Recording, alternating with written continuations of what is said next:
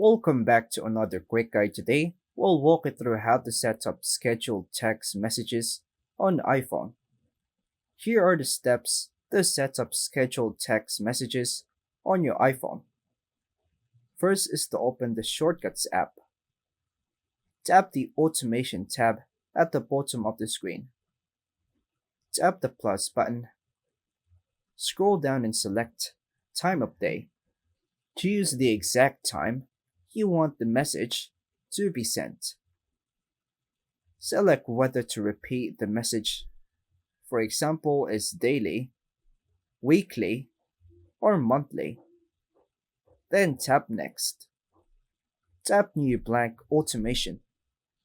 In the search bar, type Send Message. Then tap Send Message. Tap the recipient's field and choose or type the contact name or number. Then tap Done.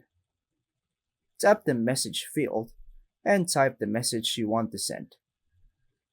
Tap Done in the upper right corner.